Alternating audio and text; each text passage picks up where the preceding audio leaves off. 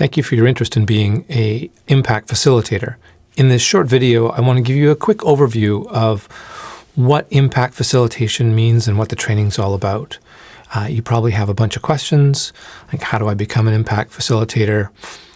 How does immPACC work? And what supports do I get after training? I'm going to try to cover all three of those today.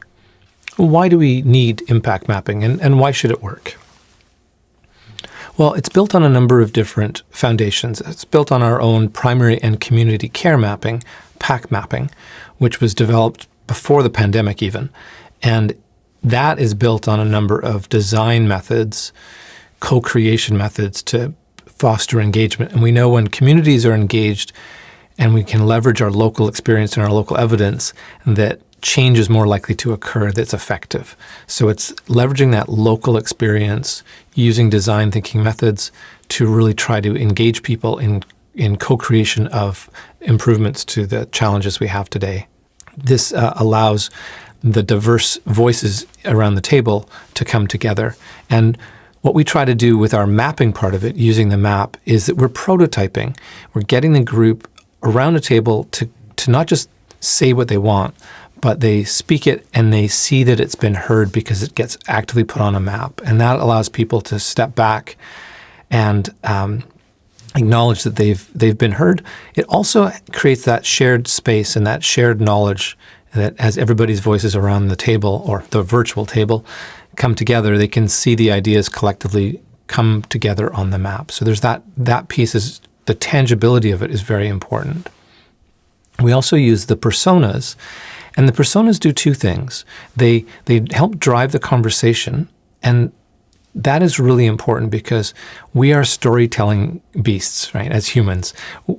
We can't help ourselves but try to tell stories, and we learn by telling stories. And what this method does is it helps co-tell a story across the room.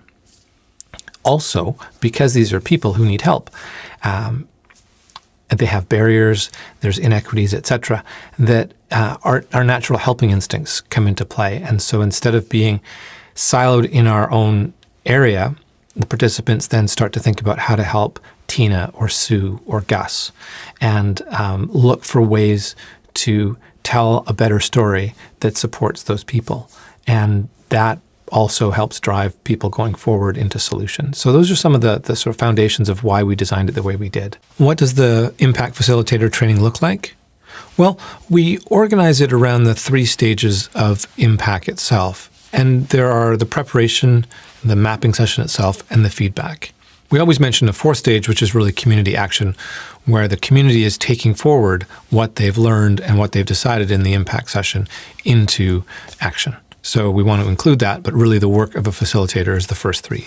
Let's go over briefly what we talk about.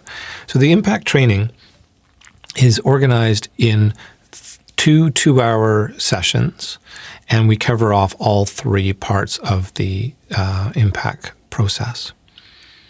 In the preparation stage, we're going to teach you and talk about how to organize a session, how to assess if a community is right for an immPACC session, how to pick personas, and think about all those logistical pieces. In the mapping session itself, we're going to actually practice how to do the mapping as a co-facilitator. We're going to show you how the mapping software works, the templates that we developed for that you can use. We're also going to talk about the different kinds of roles of facilitators, and we recommend a lead facilitator and a co-facilitator, one that takes the conversation forward and talks about the personas, and the other who manages the virtual whiteboard. So you can talk about how that would work and think about yourself, which role you would fit more comfortably into. And we'll also give facilitator tips and tricks through that.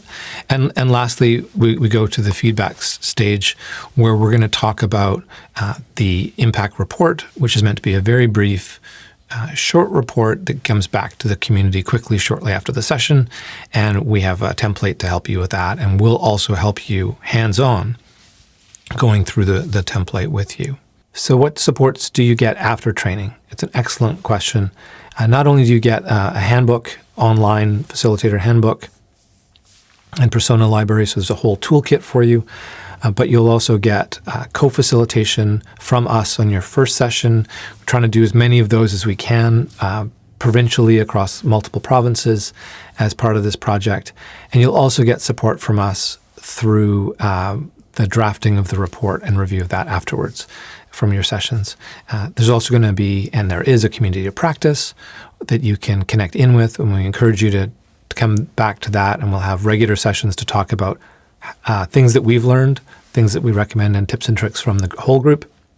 And then the community of practice is also an ad hoc way to connect with other facilitators, perhaps share knowledge, even share sessions and co-facilitate somebody else's if they need a hand, and vice versa. So there's lots of opportunity to collaborate that way. And also, we're here to help develop new personas. If you have a particular need in your community that you're working with, that you want to have a bespoke or tailor-made persona, we're happy to help with that as well. So lots of support after the training, not just, here are the 2 sessions, thank you, good luck, but we'll be there with you along the way. And that really summarizes the immPACC Facilitator Training. I look forward to seeing you at our next one.